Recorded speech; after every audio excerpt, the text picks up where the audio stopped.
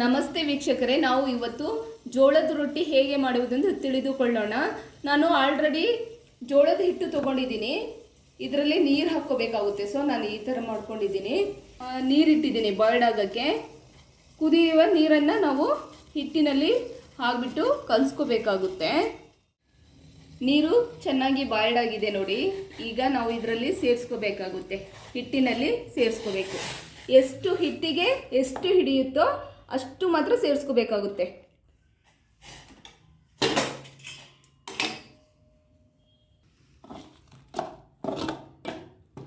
ನೋಡಿ, ಈ ರೀತಿ ನಾವು ನೀಟಾಗಿ ಕಲಿಸ್ಬಿಟ್ಟು ನಾವು ಇದನ್ನು ನಾದ್ಕೊಂಡು ಬರಬೇಕಾಗುತ್ತೆ. ನೋಡಿ, ಹಿಟ್ಟು ನೀಟಾಗಿ ನಾದ್ಕೊಂಡಿದ್ದೀನಿ. ಈಗ ನಾವು ಒಂದು ಚಿಕ್ಕ ಚಿಕ್ಕ ಉಂಡೆ ಮಾಡ್ಕೋಬೇಕಾಗುತ್ತೆ. ಈ ಥರ ಚಿಕ್ಕ ಚಿಕ್ಕ ಉಂಡೆ ಮಾಡಿಬಿಟ್ಟು ಈ ಕಡೆ ನಾವು ಪುಡಿ ಹಿಟ್ಟನ್ನು ತಗೋಬೇಕಾಗುತ್ತೆ. ಪುಡಿ ಹಿಟ್ಟನ್ನು ನಾವು ಈ ಥರ ಹಿಂಗೆ ಹಾಕ್ಕೊಂಡು ಈ ಥರ ಮಾಡ್ಕೋಬೇಕು. ಈ ಥರ ಮಾಡಿ ಹೀಗೆ ಮಾಡಬೇಕು. ಅಂದರೆ ಒಂದು ಲೆವೆಲಲ್ಲಿ ಈ ಥರ ಮಾಡ್ಕೋಬೇಕಾಗುತ್ತೆ.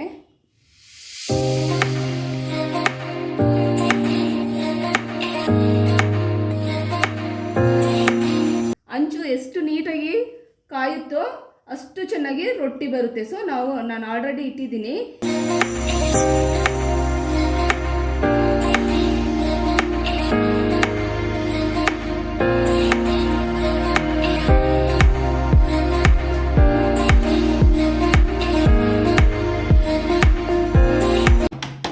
ಈ ರೀತಿ ನಾವು ನೀಟಾಗಿ ತಡ್ಕೋಬೇಕಾಗುತ್ತೆ ರೊಟ್ಟಿನ.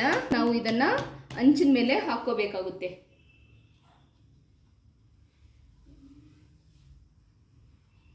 ಈ ಥರ ಅಂಚಿನ ಮೇಲೆ ಹೀಗೆ ಹಾಕ್ಕೊಂಡು ಅದರ ಮೇಲೆ ನೀರನ್ನು ಈ ಥರ ಸ್ಪ್ರೆಡ್ ಮಾಡಬೇಕು.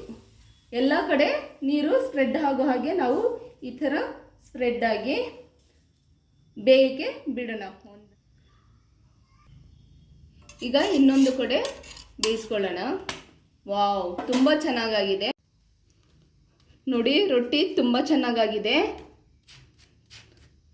ಇದನ್ನು ತೆಗೆದುಬಿಟ್ಟು ಇನ್ನೊಂದು ರೊಟ್ಟಿನ ಮಾಡ್ಕೊಳ್ಳೋಣ. ನೋಡಿ, ಚೆನ್ನಾಗಾಗಿದೆ, ರೊಟ್ಟಿ ಆಗಿದೆ. ಇದನ್ನು ಕೂಡ ನಾವು ಅಂಚಿನ ಮೇಲೆ ಹಾಕಿ ಬೇಯಿಸ್ಕೊಳ್ಳೋಣ. ಈಗ ಇದರ ಮೇಲೆ ನೀರನ್ನು ಚಿಮ್ಸ್ಕೋಬೇಕಾಗುತ್ತೆ. ನಾವು ಇದೇ ರೀತಿ ಎಲ್ಲ ರೊಟ್ಟಿಗಳನ್ನು ಮಾಡ್ಕೊಳ್ಳೋಣ.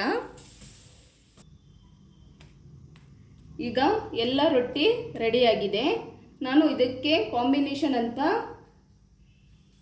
ಎಣ್ಗಾಯಿ ಪಲ್ಯ ಮಾಡಿದ್ದೀನಿ. ಎಣ್ಗಾಯಿ ಪಲ್ಯದೊಂದಿಗೆ ರೊಟ್ಟಿನ ಸರ್ವ್ ಮಾಡ್ಕೊಳ್ಳೋಣ. ನೋಡಿ, ಎಣ್ಗಾಯಿ ಪಲ್ಯ ತುಂಬ ಚೆನ್ನಾಗಿ ಆಗಿದೆ. ಜೋಳದ ರೊಟ್ಟಿಯೊಂದಿಗೆ ಸವಿಯಲು ಸಿದ್ಧ. ಬದನೆಕಾಯಿ ಎಣ್ಣೆಗಾಯಿ ಪಲ್ಯದೊಂದಿಗೆ ಜೋಳದ ರೊಟ್ಟಿ ರೆಡಿಯಾಗಿದೆ.